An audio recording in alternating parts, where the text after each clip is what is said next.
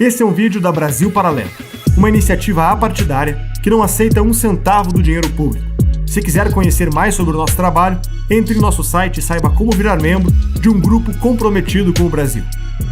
Fique agora com o 10º episódio da série Os 11 Supremos.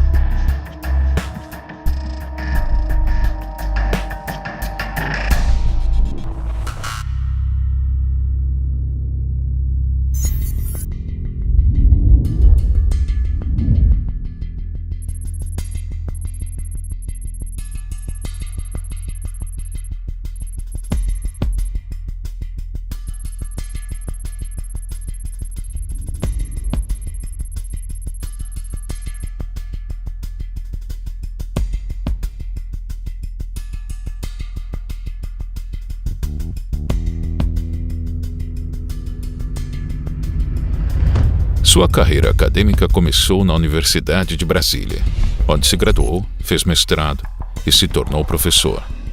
Fez também mais um mestrado e um doutorado pela Universidade de Münster.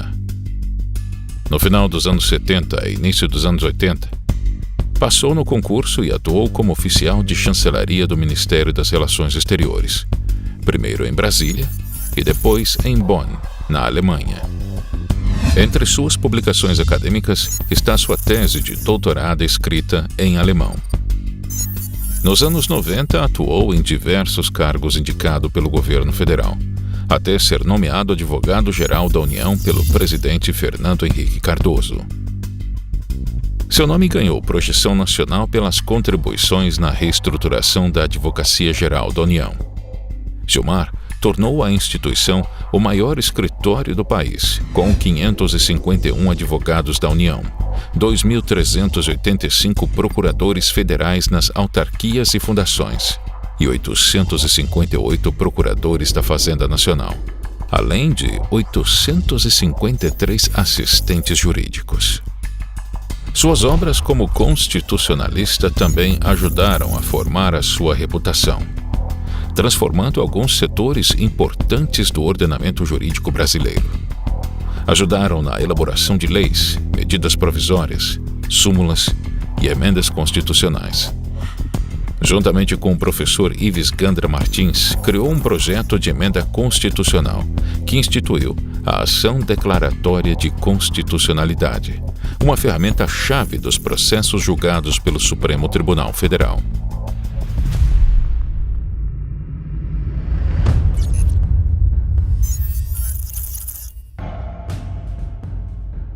O senhor se arrepende de ter indicado Gilmar Mendes ao STF e Renan Calheiros ter sido seu ministro da Justiça?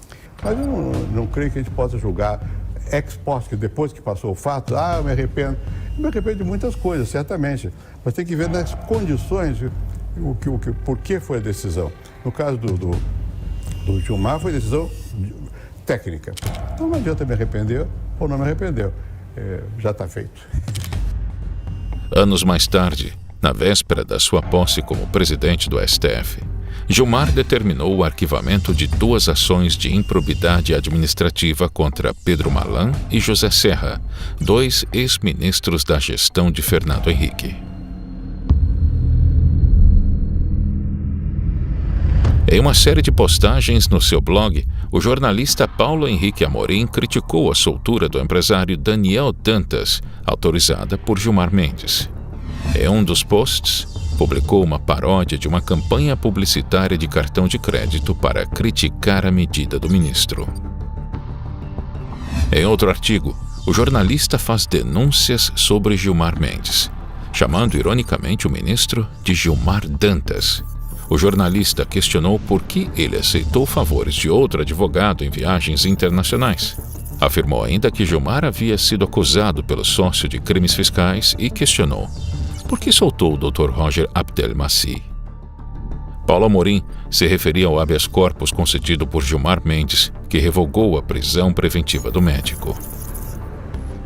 O ministro argumentou no habeas corpus que, pelo fato de seu registro profissional de médico estar suspenso, não haveria possibilidade dele praticar os abusos novamente e, por isso, não seria necessária a prisão provisória.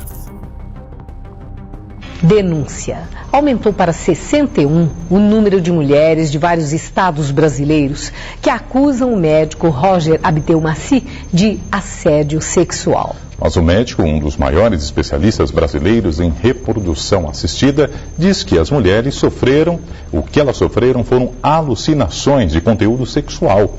A culpa seria do anestésico usado nos exames. Promotores acusam o médico de zombar do Ministério Público. Em novembro de 2010, foi condenado a 278 anos de reclusão por estupro e atentado violento ao pudor. Foi preso e ficou detido por 129 dias, até conseguir um habeas corpus no Supremo Tribunal Federal.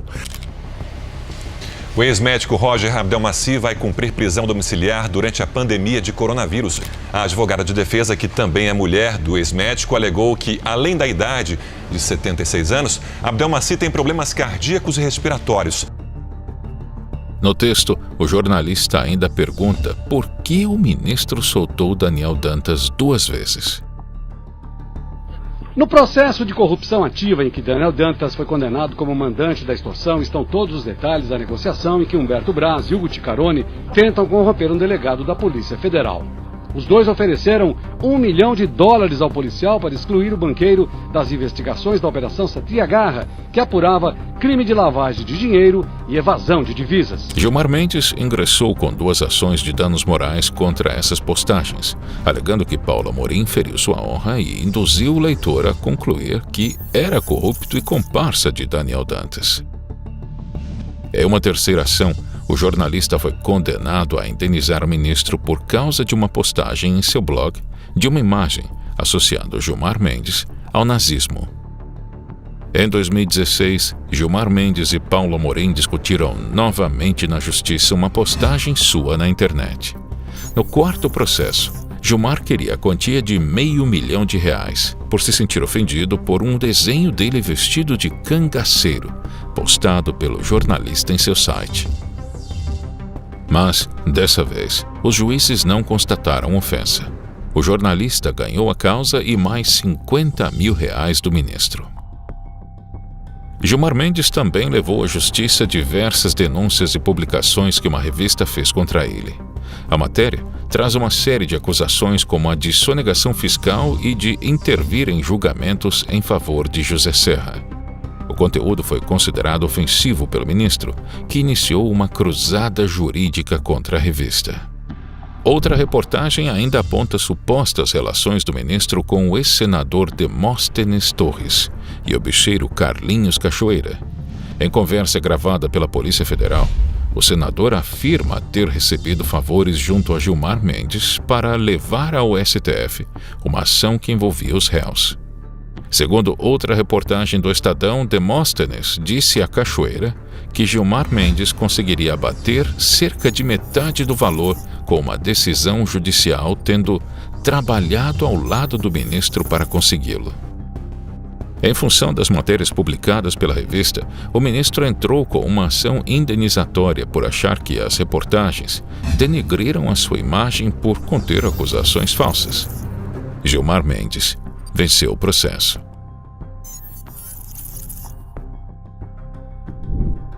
Em 2012, Gilmar Mendes pediu à Polícia Federal abertura de investigação contra o Wikipédia no Brasil, por citar a matéria da Carta Capital em sua página como fonte. Gilmar sustentou que, por ser uma enciclopédia, o site deveria exibir apenas informações biográficas, sem inserir avaliações de terceiros e denúncias jornalísticas.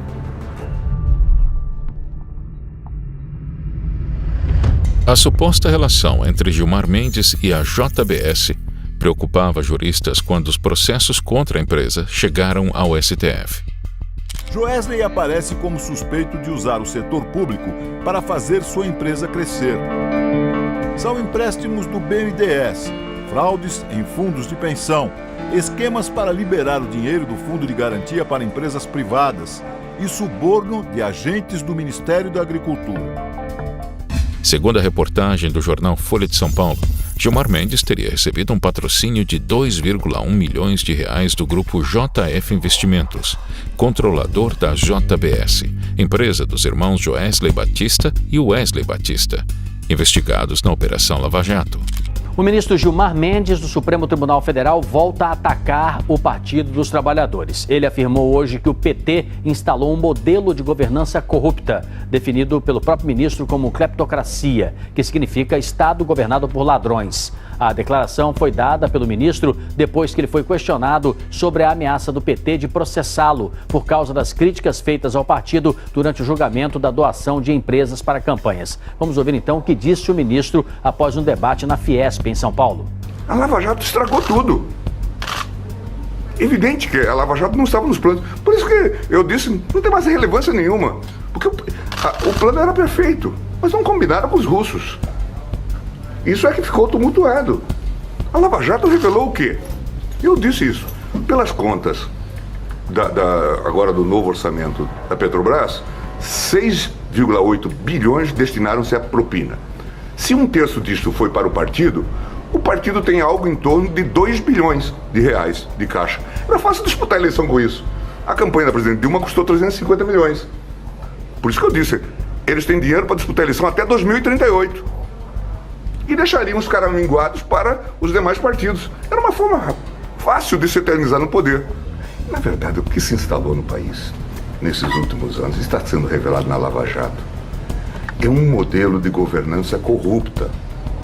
Algo que merece um nome claro, de cleptocracia. Na questão da prisão em caso de condenação em segunda instância, Gilmar Mendes votou a favor da medida 2 vezes em 2016. Considerada importante contra a impunidade, a medida mantinha os condenados na Operação Lava Jato presos por mais tempo.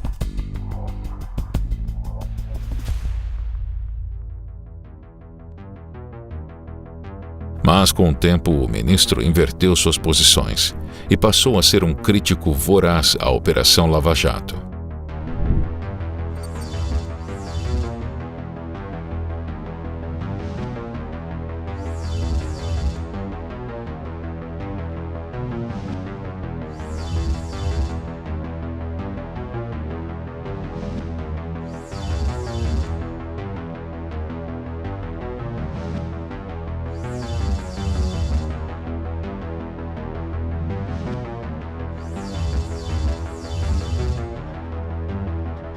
Quando o julgamento da prisão em segunda instância foi retomado em 2019, Gilmar Mendes contraria sua posição anterior e vota contra a medida.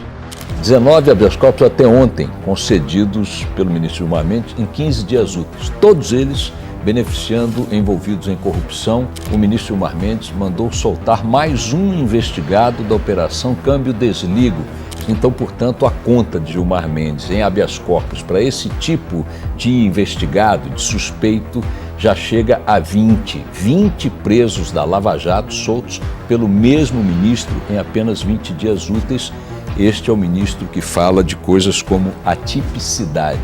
Nada mais atípico no mundo judicial, talvez no mundo inteiro, do que Gilmar Mendes. Antony e Rosinha Garotinho estão em liberdade.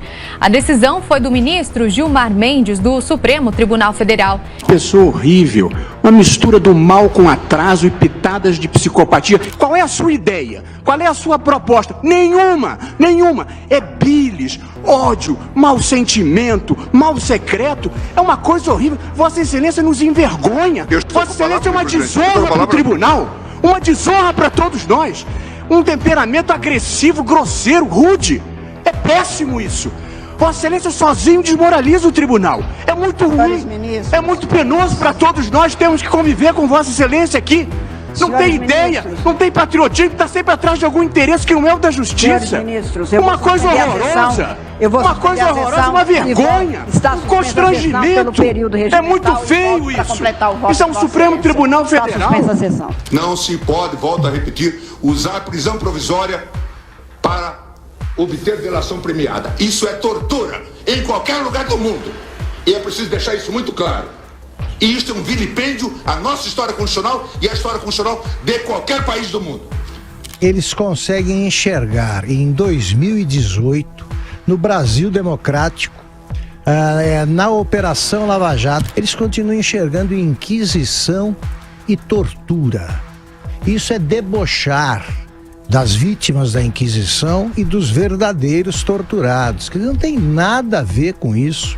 O Antônio Palocci está tentando falar o mínimo possível e conseguir a liberdade em troca disso. Apresentar o Palocci como torturado, sabe, um sujeito que o Gilmar Mendes já livrou da cadeia em 2006, como eu lembrei ontem, apesar de envolvido até o pescoço no caso da quebra criminosa do sigilo bancário do caseiro Francisco Costa. É muito cinismo durante muito tempo, né? A prisão preventiva, eu acho que sofre de um tipo de degeneração mental um ministro que é capaz de enxergar no Palocci, como disse o Marco Aurélio Mello, por exemplo, um cidadão, eles vão apontar outros cidadãos. Não, são criminosos mesmo. O que se está desbaratando é uma quadrilha. Um relatório da Polícia Federal entregue ao Supremo revela que Aécio Neves e um número registrado como sendo do ministro Gilmar Mendes, do Supremo Tribunal Federal, eles fizeram aqui 46 ligações via WhatsApp entre fevereiro e maio deste ano, período em que o tucano já estava sendo investigado sob suspeita, de receber propina da JBS. No início da noite, o ministro Gilmar Mendes mandou arquivar investigações sobre 2 senadores, Aécio Neves, do PSDB, e Jorge Viana, do PT. O SBT Brasil teve acesso ao documento enviado pela Força Tarefa da Operação Lava Jato à Procuradora-Geral da República, Raquel Dodge, com mensagens e contatos telefônicos que fundamentam o pedido de suspeição do ministro do Supremo Tribunal Federal, Gilmar Mendes, nos processos contra o ex-ministro Aloísio Nunes e o ex-diretor da DERSA, Paulo Vieira de Souza, conhecido como Paulo Preto. Nas investigações de Eike Batista na Lava Jato, foi constatado que a mulher do ministro Gilmar Mendes é membro do escritório de advocacia, que defendeu o empresário nos seus processos.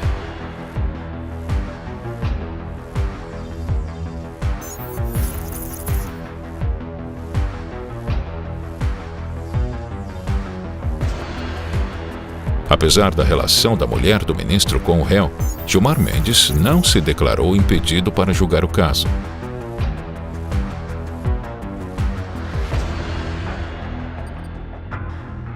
A polêmica veio à tona quando o ministro concedeu um habeas corpus para o empresário Eike Batista, que estava preso em Bangu. O ministro do STF, Gilmar Mendes, é novamente o centro de uma polêmica entre os integrantes do Supremo. Dessa vez, o embate foi com o ministro Marco Aurélio Mello. O ministro Marco Aurélio Mello se declarou impedido de julgar ações defendidas pelo escritório de advocacia em que uma sobrinha dele atua. A decisão irritou Gilmar Mendes, que nos últimos dias foi surpreendido por um pedido de impedimento feito pelo Procurador-Geral da República para atuar no julgamento do habeas corpus de Eike Batista. A resposta de Gilmar foi dura. Sem citar o nome do colega, o ministro disse que os antropólogos terão uma grande surpresa quando forem estudar algumas personalidades no futuro. Descobrirão que elas nunca foram grande coisa do ponto de vista ético, moral e intelectual. E que essas pessoas, ao envelhecerem, passaram de velhos a velhacos. Na véspera da votação do habeas corpus do ex-presidente Lula no Supremo, o ministro Gilmar Mendes afirmou que a condenação do petista afetou a imagem do país. Segundo ele, ter um ex-presidente da República como Lula condenado é muito negativo para o Brasil. Gilmar disse também que os escândalos de corrupção abalam a imagem do país no exterior no curto prazo, mas podem representar uma melhora da credibilidade do país no futuro. As declarações foram concedidas em Lisboa, onde ele participa do 4º Fórum Jurídico, um evento anual organizado pelo IDP, instituição da qual ele é sócio. Gilmar afirmou em outro momento que acredita numa pacificação do país após o julgamento do habeas corpus de Lula.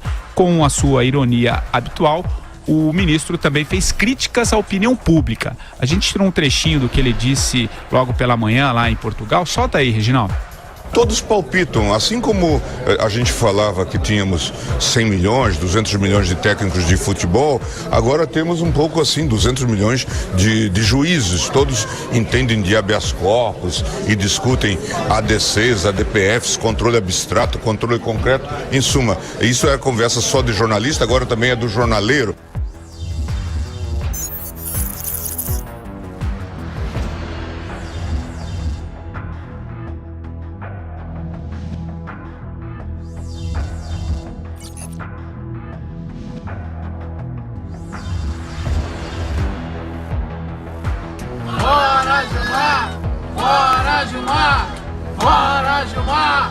Soldar corrupto e ficar aqui num país que é tranquilidade pura, né? É muito bom, né, Gilmar? Você acha que isso é bom para os brasileiros?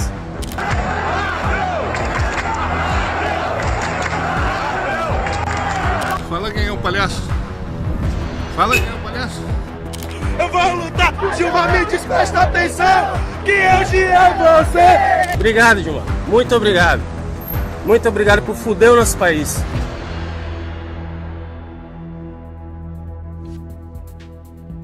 A Receita Federal abriu investigação para apurar crimes fiscais praticados pelo ministro do Supremo Tribunal Federal, Gilmar Mendes. Entre as suspeitas, a de que ele e a mulher, Guiomar Mendes, estariam envolvidos num esquema de lavagem de dinheiro. O presidente do Supremo, o ministro Dias Toffoli, pediu que a Receita Federal e a Procuradoria-Geral da República apurem se houve irregularidades na abertura de uma investigação da Receita contra o ministro Gilmar Mendes, também do Supremo Tribunal Federal. Esse pedido do Dias Toffoli atende a uma solicitação do próprio Gilmar Mendes, que cobrou uma explicação sobre a abertura dessa investigação. Olha, todos os brasileiros são iguais perante a lei. O Gilmar Mendes se acha acima dos normais dos brasileiros, mas não é. Gilmar Mendes acha que é o imperador. Não, Gilmar. Aqui é uma república. Todos são iguais perante a lei. Eu queria ressaltar para vocês que talvez essa tenha sido a primeira iniciativa exitosa em relação ao combate às fake news. Na quarta-feira, o ministro do STF, Gilmar Mendes, manteve a prorrogação da CPMI das fake news por mais 180 dias, após a retomada dos trabalhos no Congresso. Gilmar afirmou que os fatos apurados na comissão assumem alta relevância para a preservação da ordem constitucional. O ministro do Supremo rejeitou uma ação apresentada pelo deputado federal Eduardo Bolsonaro, que pretendia impedir o andamento das investigações. O deputado questionou a imparcialidade da CPMI e disse que a comissão estava sendo usada para prejudicar membros do Poder Legislativo que se colocam como aliados do atual governo. Dessa marca bastante triste, eu diria até mesmo macabra, de 90 mil mortos, né, causados pela Covid-19. Acho que isso por si só fala da gravidade da pandemia. E há um consenso entre os especialistas de que nós poderíamos ter tido um outro manejo dessa crise, que talvez pudéssemos ter reduzido significativamente os danos causados por essa pandemia entre nós. Nós não podemos sair aí a receitar cloroquina e tubaína. Eu tenho a impressão que muitas vezes, por razões aí que não vou especular aqui, o presidente tem uma visão de que está sob um modelo de presidencialismo imperial. Isso não existe. Olha, o Ministério da Defesa anunciou ontem que pediu à Procuradoria-Geral da República que tome as medidas cabíveis contra o ministro do Supremo Tribunal Federal, Gilmar Mendes, pelas afirmações dadas no fim de semana que irritaram profundamente os militares do governo. Não é aceitável que se tenha este vazio no Ministério da Saúde. Isto é ruim, é péssimo para a imagem das Forças Armadas. É preciso dizer isso de maneira muito clara. O Exército está se associando a esse genocídio. Segundo nota divulgada pela Defesa, assinada pelos comandantes das 3 forças, as acusações do ministro foram muito graves, infundadas, irresponsáveis e levianas. Genocídio, segundo os comandantes, é um crime gravíssimo E eles ressaltaram que as Forças Armadas hoje trabalham para salvar vidas. Ainda de acordo com o Ministério da Defesa, o ataque gratuito às instituições de Estado não fortalece a democracia brasileira. Para demonstrar o tamanho da insatisfação com o ministro do Supremo, a nota foi assinada pelo ministro da Defesa, os comandantes do Exército, Marinha e Aeronáutica. A ação enviada à Procuradoria-Geral da República, o ministro da Defesa, Fernando Azevedo e Silva, e o comandante do Exército, Edson Pujol, consideraram que o ministro do Supremo Tribunal Federal, Gilmar Mendes, violou a Lei de Segurança Nacional e atribuíram ao magistrado crimes previstos nos códigos Penal e Penal Militar. Na legislação militar, Azevedo e Silva e Pujol utilizam o artigo 219 para considerar que Gilmar Mendes ofendeu as Forças Armadas. Propalar fatos que sabe inverídicos, capazes de ofender a dignidade ou abalar o crédito das Forças Armadas ou a confiança que estas merecem do público, prevê o dispositivo. A pena, nesse caso, é de 6 meses a 1 ano de detenção. Fernando Azevedo e Silva considerou ainda que Gilmar Mendes violou a Lei de Segurança Nacional no artigo 23, que prevê pena de 1 a 4 anos de reclusão para quem incitar a animosidade entre as Forças Armadas ou entre estas e as classes sociais ou as instituições civis. Também foram apontados os crimes de calúnia e difamação nas legislações civil e militar. Bom, eu acho que mais uma vez a gente está presenciando as excelências da corte mais alta do país passando vergonha, né? Porque não tem outra palavra para Gilmar Mendes que usa essa palavra genocídio de uma maneira tão irresponsável, né? Membros da corte mais alta do país que deveriam ser exemplo, principalmente no cuidado histórico das palavras, da maneira como elas são usadas, em respeito principalmente àquelas pessoas que foram vítimas, né, de reais genocídios. Então hoje a gente vê que ministros como Gilmar Mendes, eles entraram na turma do momento, a turma do cancelamento, a cultura do cancelamento que repete as palavras genocídio, fascista, racista, nazista, como se repetisse uma palavra corriqueira. É uma pena a gente ter que testemunhar isso vindo de membros do Supremo Tribunal Federal. Conta de R$59 mil é a União. Isso porque a ação foi movida contra o Estado sob o argumento de que Gilmar Mendes agiu como servidor público. O ministro criticou o procurador e a Lava Jato em entrevistas e também em sessões do tribunal. O brasileiro terá que pagar a indenização que o Gilmar Mendes deve ao Deltan Dallagnol. Quer dizer, nem mesmo coçar o próprio bolso eles precisam, porque tem agente para isso. O ministro Gilmar Mendes, ao soltar o corrupto secretário de Transportes de São Paulo, do também corrupto João Dória, Alexandre Baldi, qual foi o motivo? O mesmo de antes, quando ele vendia vendia e continua vendendo sentenças. Ele vive de grana, Gilmar Mendes. É ministro corrupto. Nós queremos saber como você tem 20 milhões de patrimônio. De onde você tirou esse patrimônio? De Mega Sena? De herança de quem você tirou, Gilmar Mendes? Foram das sentenças que você vendeu, seu canalha! Das sentenças que você vendeu. Então a soltura de Alexandre Baldi foi por grana, por negócio, com telefonemas de Marconi Perillo, ex-governador de Goiás, e João Dória. Ele viaja 12 vezes por mês a Portugal ao dinheiro de vocês. Vocês pagam a passagem aérea dele de primeira classe.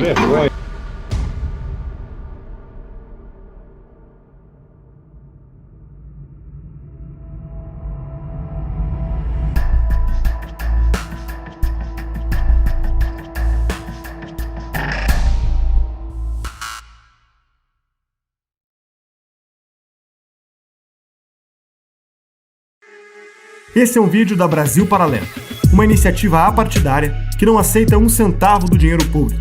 Se quiser conhecer mais sobre o nosso trabalho, entre em nosso site e saiba como virar membro de um grupo comprometido com o Brasil.